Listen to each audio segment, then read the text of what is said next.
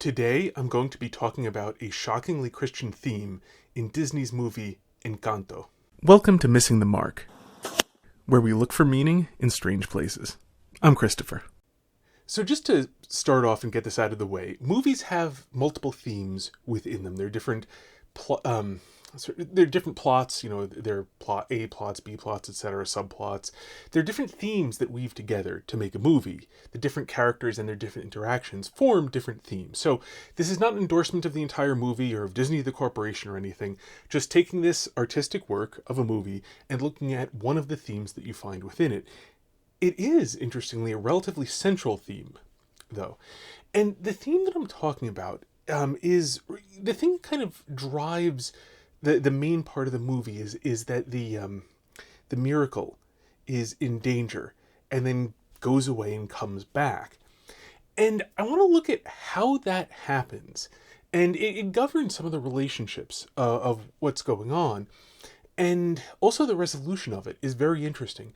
So the key to it, if you look at it, is that you can see this actually in the very beginning, like right in that introductory song at the beginning of Encanto. The grandmother says that they strive to help those around them and earn the miracle that somehow found them. And that's the fundamental mistake that drives the miracle to go away.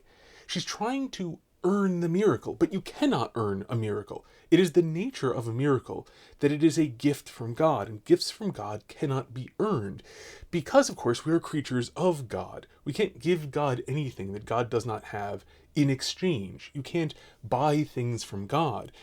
A relationship to God is entirely one of things flowing from God to us, of being flowing from God to us. God makes us. There's nothing that pre-exists, and God makes us such that he can give more to us. So the fundamental relationship, properly speaking, understood, of a miracle and all gifts, what I'm saying is all gifts are miracles, properly speaking. Really, the entire world is a miracle, and by which I mean all is grace. There is a profitable distinction between nature and supernature, between the natural and the miraculous, and I'm not denying that. That is useful.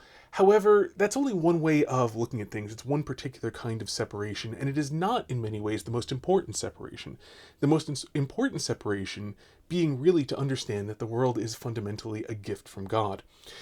Now, as such, and this is the thing, the grandmother is fairly close. She's not wrong in that you need to use this miracle that you are given in order to give to others. That part is correct, but she's got the relationship of why you're doing this wrong. She's doing this so as not to lose the miracle. She is doing this to earn the miracle that somehow found them. And this is the problem. The proper understanding of this is that God pours being into us that we then pour out into others. Out of God's superabundance, he fills us up such that we are overflowing in being and can give it out. Not in order to get it, not to get something more. The proper thing is that the gift itself is the thing we are given. That, the gift, when we give it to somebody else, that is the thing being given to us. So, something to bear in mind. I've talked about this a lot, but the idea of delegation, that, God could just give everybody being directly, but instead we eat food, and in consequence we can give food to somebody else, and in doing so we become God's gift of being to that person. God could fill everybody's heads directly with knowledge, but instead God gives it to us to give knowledge to each other, and such we become God's act of giving knowledge. In so doing, we become part of God's act of creation. God incorporates us into himself by giving it to us to intermediate his act of creation. And that very thing, becoming incorporated into God's act of creation, is in fact the gift we are being given. You don't do this in order to then get a reward. This is the reward. When you give food to somebody who is hungry, that is not a meritorious action such that you put something down on your ledger and then later on when accounts are settled up, you'll be paid for the thing that you did.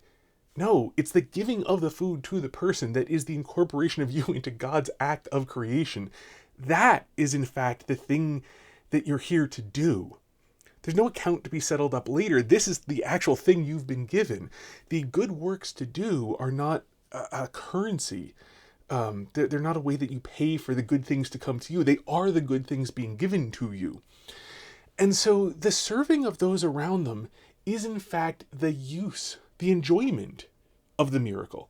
If it is regarded properly, it is that act of service, of being able to help make the world, of becoming part of God, that is really, in fact, the gift of the miracle.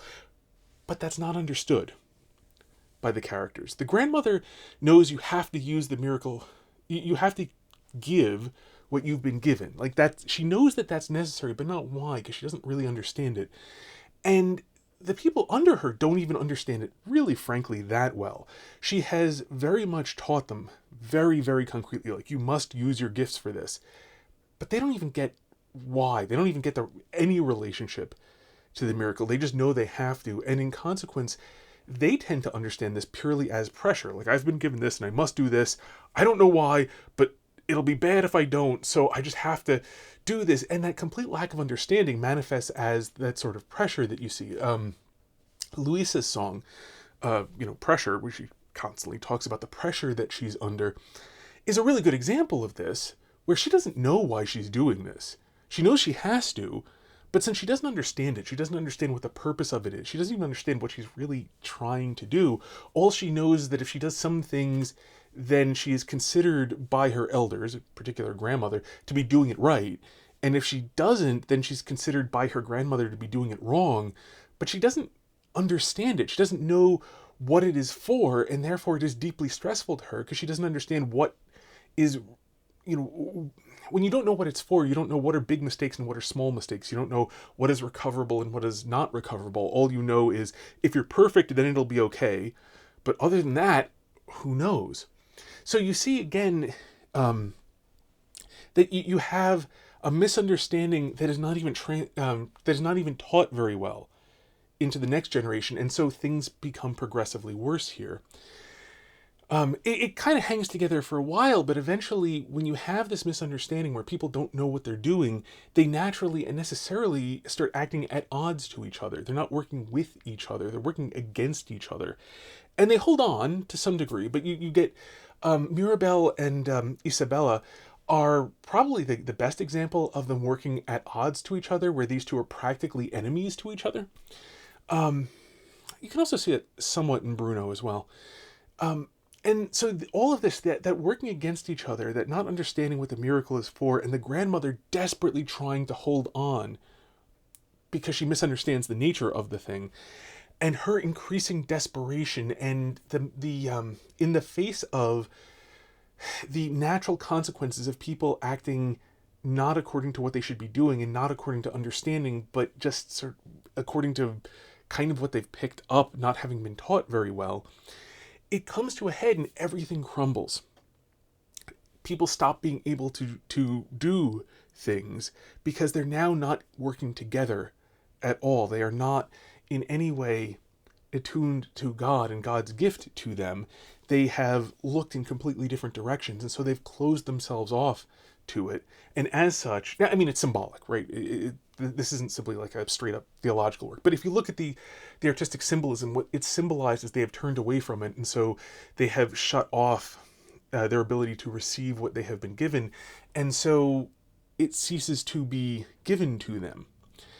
And so the miracle falls apart. They no longer have this.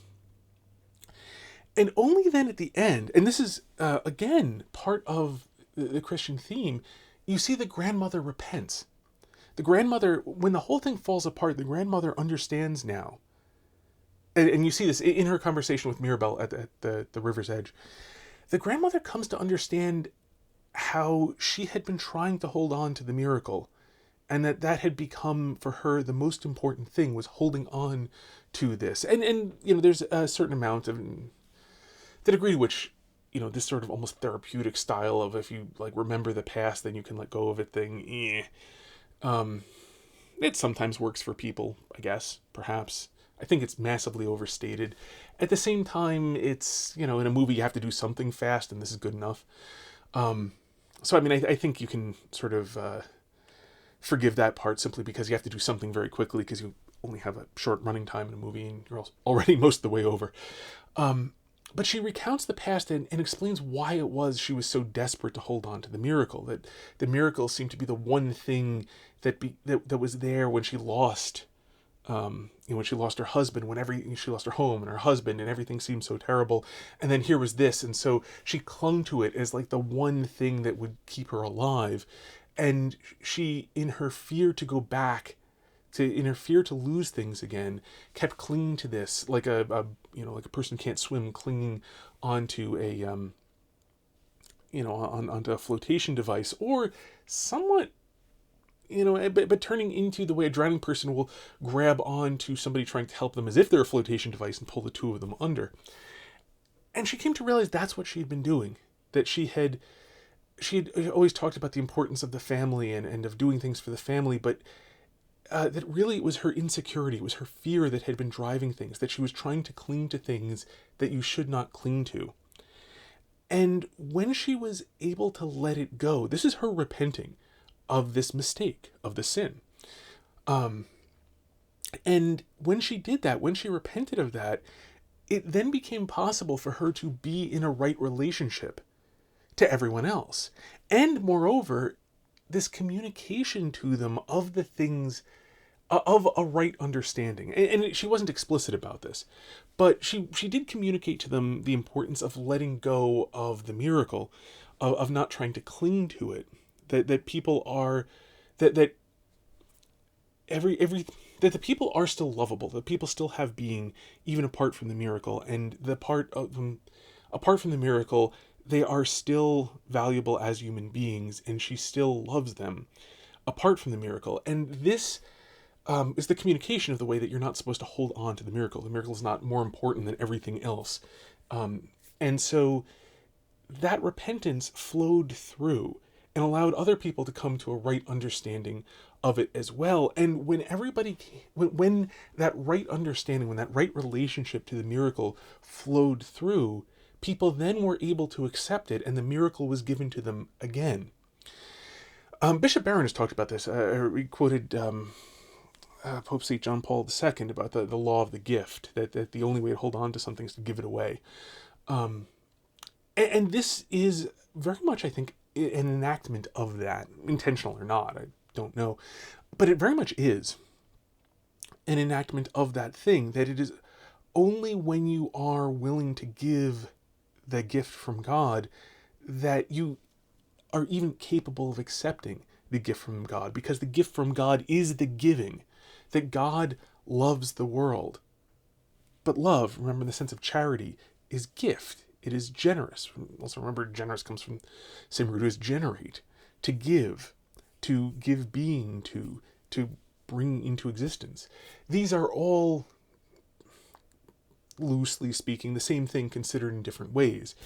And so it is in the giving that you receive the gift to give, because it is in that you become like God.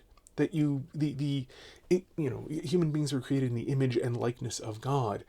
And so this is how you fill out that image. This is how the image of God becomes filled out. As you give, you become like God, who, St. John said, God is love, God is gift, God is generosity. And so in becoming generosity, you become like God, and you yourself fill out in your being. The more you turn away from gift, the less like God you become. And so the less you accept the gift from God, because God is giving you the ability to be generous. So this is really, as I said, it's kind of shocking to see this in a modern movie, frankly, from Disney, especially modern Disney.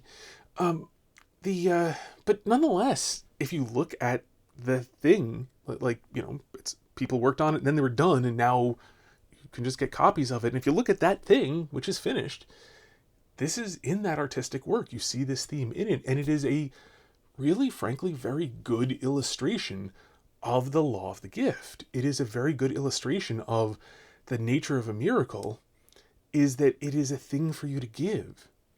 And so, I mean, you can be on the receiving end of a miracle, right? Like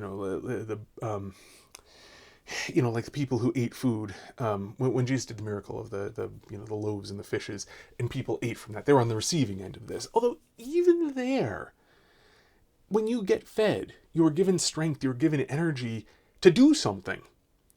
And in that doing is really when you have fully accepted that gift of the being that the food is giving to you. It is when you use that strength to lift up the weak. It is when you use that energy to do things that help to make the world, to help to bring goodness into the world, to bring forth being in the world, that you have accepted really what the food actually is. To the degree that you then don't do anything with it, you haven't really accepted it. You've just squandered it. And whether you are wasting it on sin or whether you're simply don't eat it in the first place, comes out basically to the same thing in terms of the net benefit to you. The fallen creature's instincts to hedonism is where people tend to get this wrong. But so it really is a fascinating illustration of this. Now, you'll find things that are wrong in this movie. As I said, this is not an endorsement of the entire movie.